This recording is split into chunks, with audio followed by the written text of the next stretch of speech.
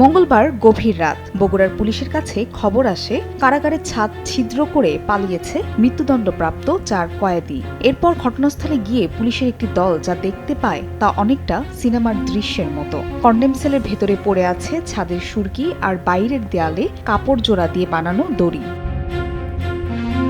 বুধবার সকালে ঘটনা জানাজানির পর এই সত্যতা স্বীকার করে পুলিশ। সংবাদ সম্মেলনে পুলিশ সুপার জানান, মঙ্গলবার রাত ৩টা ৫৫ জেল থেকে পালায় ওই 4 কয়েদি।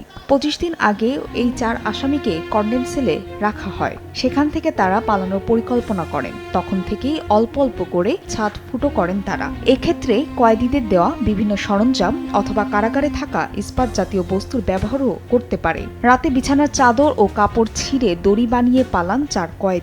ছাদ ফুটো করে যে বেডশিট এবং অন্যান্য যে কাপড় আছে সেগুলোকে অবলম্বন করে তারা দড়ির মতো বানিয়ে সেখান থেকে তারা ছাদ ফুটো করে সেখান থেকে পালিয়ে যায় এবং পরবর্তীতে আবারও এই কাপড় এবং বেডশিট জোড়া দিয়ে তারা ওই সুউচ্চ প্রাচীর থেকে নিচে নেমে জাস্ট ব্রিজ পাড়ি দিয়ে তারা নদীর ওই পারে চাষিবাজারে অবস্থান নেয়।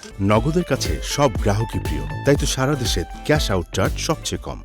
খবর পেয়ে তাৎক্ষণিক অভিযানে নামে বাহিনীর বিভিন্ন ইউনিট। এক পর্যায়ে ১৫ মিনিটের মধ্যে শহরের চাষিবাজার এলাকায় শনাক্ত করা হয় তাদের। আটকের পর নেওয়া হয় ডিবি হেফাজতে।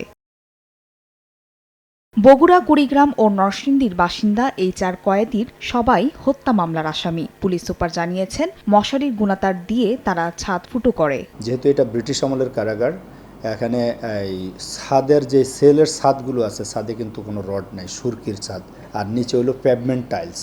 এখানে অন্য কোনো ইনস্ট্রুমেন্ট বাহিরের থেকে কেউ নিয়ে গিয়ে ব্যবহার করেছে কিনা। 4 জনই হত্যা মামলার ফাঁসির দণ্ডপ্রাপ্ত আসামি। তাদের মধ্যে নজরুল ইসলাম কুড়িগ্রামের, আমির হামজা নরসিংদীর, জাকারিয়া বগুড়ার কাহালু ও ফরিদ শেখ বগুড়ার সদরের বাসিন্দা। এ ঘটনায় জেলা প্রশাসন, র্যাব, পুলিশ, কারা কর্তৃপক্ষ, গণপূর্ত বিভাগ ও ফায়ার সার্ভিসের সমন্বয়ে 6 সদস্যের তদন্ত কমিটি গঠন করা হয়েছে।